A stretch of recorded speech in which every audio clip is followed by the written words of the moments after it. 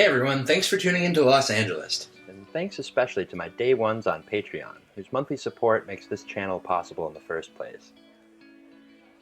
So today I'm going to take an unscripted look at the next Measure M. Now, as you guys have been following the channel for a long time, my day ones are aware, sometimes I like to do these videos where I just talk about this vision that we're developing for the next Measure M. And that's a ballot measure that's going to hopefully be on the ballot in 2020, which I aspire to, I aspire to have this ballot measure actually rebuild almost the entire lost Pacific Electric Railway. And as of recently, after discussing this with the community, it looks like we might be able to actually rebuild the Los Angeles Electric Railway as well. So I'm just going to use this video as an opportunity to just discuss show you guys some of the changes that have been made to the vision to get your feedback on them before I start working on more cohesive animated videos of these maps to kind of sell the project to the public at large, and not just those of you who have been following this on YouTube all along. But I do think we can do this. We can rebuild the Los Angeles Electric Railway and the Pacific Electric and electrify Metrolink with a 4-county ballot measure in 2020. So here's what this is going to look like. So for the, put on my Pacific Electric mouse cursor you guys like. So this is the Electrolink system. So this portion right here is actually, this is not going to be Metrolink per se. That's actually going to be probably an Amtrak service to the Indio Valley. But we're going to electrify it, and it's going to be funded as part of this. The only reason that it can't be Metrolink, or that it probably won't be Metrolink, is just that I'd like this to go all the way to Mexico eventually, and that would be easier to do under the Amtrak banner than it would with our regional Metrolink system, just because Amtrak already goes across international borders into Canada, so there's existing laws that we can prop that up with. So yeah, this is the Electrolink system as shown as on top of the rebuilt Pacific Electric. Now, some changes you'll see that we've made to the rebuilt Pacific Electric and the Electrolink here is you'll see I'm now envisioning a new Electrolink line down Alameda to Catalina Landing, and that's this thing right here. Additionally, we will fund the proposed, the long-planned extension of Metrolink service to San Jacinto and Hemet. But we'll also, we're going to bring the old Santa Fe coast route back to life. This has been abandoned for almost 100 years, if not longer. But there is an old railroad that used to run down to Temecula here. And we are going to reinstate that in hopes of eventually connecting to San Diego County. And by building electric rail all the way to Temecula, we'll make it a lot easier for San Diego County to actually rebuild the old Fallbrook branch, and that would give us a complete connection here. But really, the most significant change that I'm proposing here, or that we've been talking about recently that I wanted to make this video for, was actually a few revisions I made to the Pacific Electric rebuilt vision. So since it looks like we're going to be able to rebuild the Los Angeles Electric Railway, and that's the little brother of the Pacific Electric, the old yellow car system. Now, this is the yellow car system in the PE as they were at about 1928, right here, before the Great Depression. And we're going to try and rebuild the yellow car system about how it was in 1928, right before the Depression came along and messed everything up. And so what we're going to do is, instead of having, I originally envisioned there being a metro rail line down Western Avenue to Playa del Rey and then to Malibu after going to Griffith Park. And now, since we're going to be rebuilding the Los Angeles Electric Railway, this actually was originally a Los Angeles Electric Railway route. And so we're going to have our Larry service, which is going to be a lot like Muni in San Francisco. We're just going to give it its own lane this time. That's very important. The one thing you hear a lot from people when you bring up the Los Angeles Electric Railway is like, oh, well, yeah, it ran in mixed traffic. That's why it failed. And that's not really why it failed, because it could have easily been taken out of mixed traffic at any point in time. So what we're going to do is we're going to give it its own lane this time. We're going to rebuild the Los Angeles Electric Railway with its own lane. And here are just the revisions I've made to the rebuilt Pacific Electric to accommodate for that. So you'll note the most significant changes that you'll note here on the rebuilt PE map are, well, we've got a new line down Sunset to Malibu here. We've deleted the line, the Playa del Rey Griffith Park line, because that's going to be served by the Los Angeles Electric Railway, or our version of Muni for that corridor. So we're still going to do this as a rail line. It's just going to be run by the Los Angeles Electric Railway, or our version of Muni, instead of as part of this rebuilt Pacific Electric system. But functionally, that won't be a big, that much of a difference for people living in Playa del Rey. You'll still be able to take a nice train down Culver Boulevard into the city. So we've now got light rail on both Sunset and Santa Monica Boulevards, and then that transfers to San Vicente here to Marina del Rey, and this will go all the way to Malibu. So that's the future Silver Line, and we've also got this Long Beach Airport line here. I've re-envisioned that. Now I have that continuing down the 101. We're going to take the 101 back from cars. We're going to try and turn that into a park and a railroad, and not a highway. And so what we're going to use that right of way for instead, in addition to hopefully a park, will be as a rail line going to the valley here. This is a fairly densely populated area, and there's a lot of cool Hollywood stuff, like movie tapings and stuff people like to go to. So this will be a well-traveled line here. Of course, I've also changed this foothill line we had. We had this going all the way from San Bernardino to Sylmar, and then up north to Via Princesa. But I've re-envisioned this continuing west, because there was no equivalent line serving this corridor, Granada Hills, in that area. We're just going to have the foothill line continue west down the Ronald Reagan Freeway, and then we're going to have it hit Cal State Northridge right here, and then it's going to meet up with the orange line right away, and then continue to the valley out that way. And you can see that on this larger map I have. So 3 layers of awesome. Rebuilt Los Angeles Electric Railway, OCTA streetcar lines, and a new Omnitrans Aero DMU service similar to the Smart Train for the local services, and then for regional service we will have the rebuilt Pacific Electric as Metro Rail, and we will have Electrolink, which is going to be our version of Caltrain electrification, and that's going to be totally seamlessly integrated to the California high-speed rail network. And the last thing I wanted to do today was actually to answer some of, or to highlight some of the comments you guys made with regards to the bus study. So in my most recent video, I brought up the countywide Los Angeles bus restructuring thing.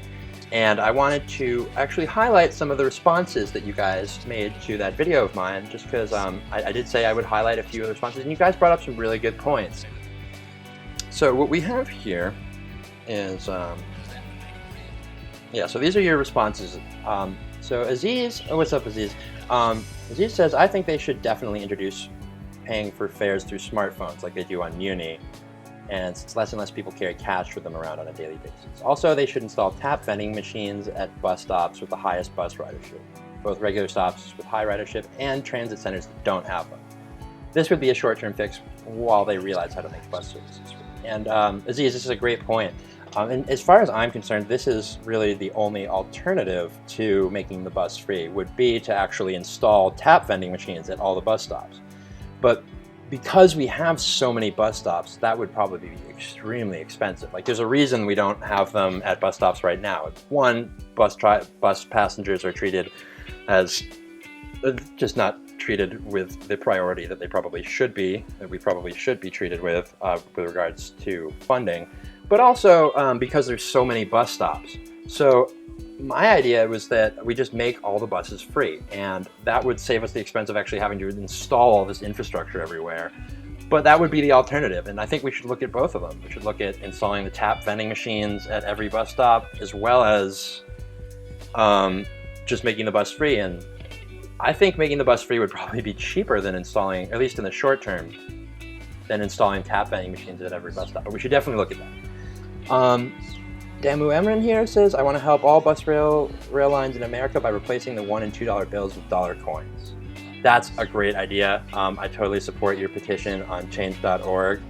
I don't actually see a link to that because that's just a link to change.org, but that's super cool. I'll try and put that in the description of the video. Because when you guys might have noticed that if you pay for any metro, rail, or bus tap card stuff in cash, you get dollar coins back. And dollar coins are great for transit riders because just ching ching, put 2 coins in. You lose 25 cents, it's $1.75, but that'd be so great for transit riders all through America if they just made it $1 and $2 coins. Probably almost as good as making them free entirely.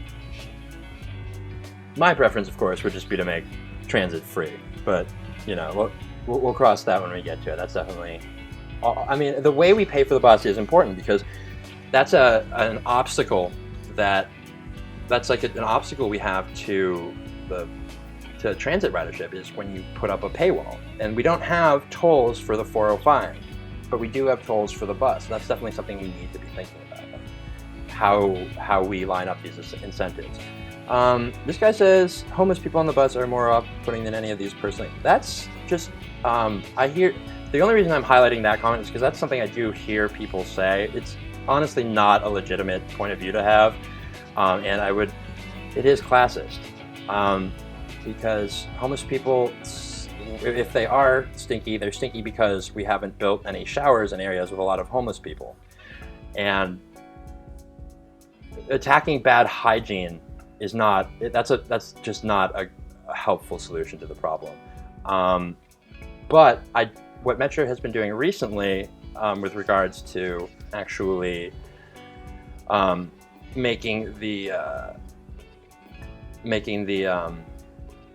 Metro system actually kind of pull its weight in terms of providing services to the homeless, that will be very helpful to that end. If that's all you care about is a smell and not the overlying social problem. But, okay, so buses are not cheaper to operate than rail.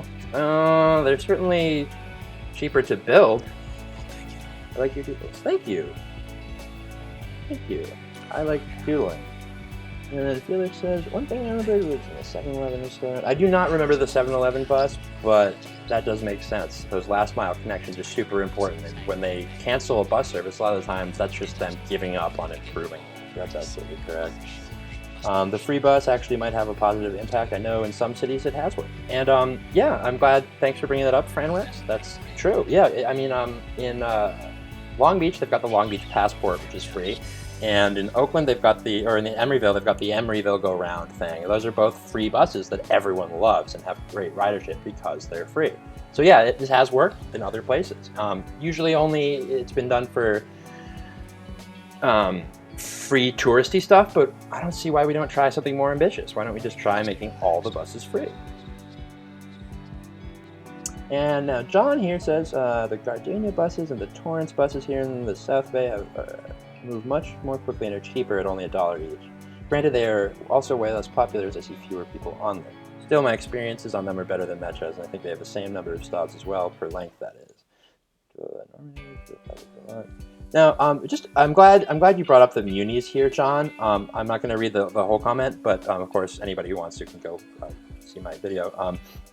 The munis are very good, but the transfers with the munis is the main problem here. So I think if we made the Metro buses free, that would kind of put the municipal operators on blast, where it would just be like, oh, well, Metro's free, and now Long Beach Transit is $1.25. Because the real problem is that they feel like they have to have a different fare system than the rest of the bus system.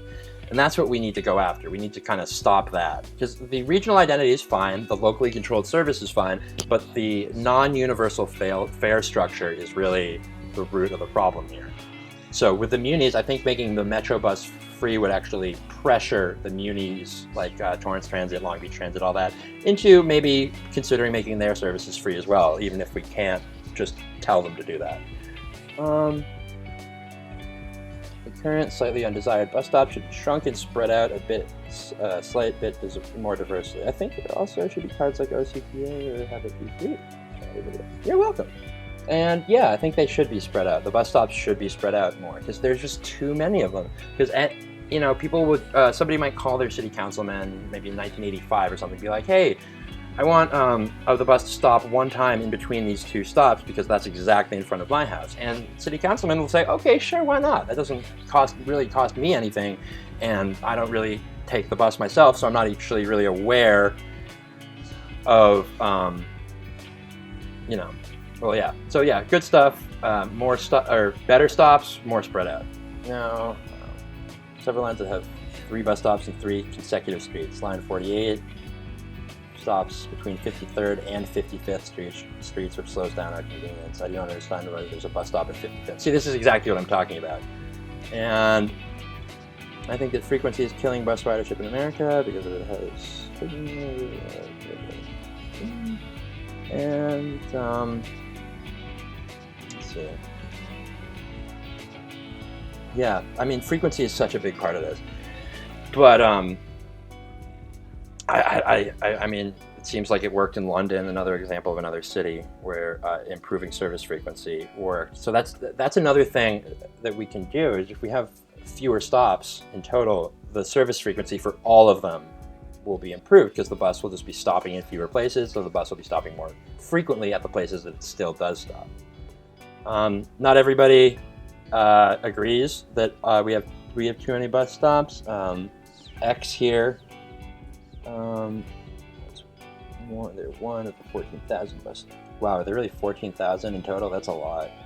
Bus stop amenities are inconsistent. That is the problem. Well, that's the problem I'm trying to get at. $32 million, quite frankly, is not anything in a transit budget. Like, the $32 million is, if that's really all that it's costing us every month, $32 million is all that it's costing us every month or that all that it would cost to make the bus free, that's nothing. We spend more than that on so many things already. How do you replace that? It doesn't matter, we just do, because that's how it does that. And I responded to this comment just with a link to this great Streets blog article, which kind of got me thinking about how the bus stops in America are too close together, and especially in Los Angeles. So I just wanted them to read that. So that's all. Those are all the comments I'm going to respond to right now. But thank you everybody so much for tuning into Los Angeles, and thanks especially to my day ones on Patreon, whose monthly support of $1 or more helps make this channel possible in the first place. And after hearing everybody's feedback on this subject, I'm going to come back and I'm going to do a more...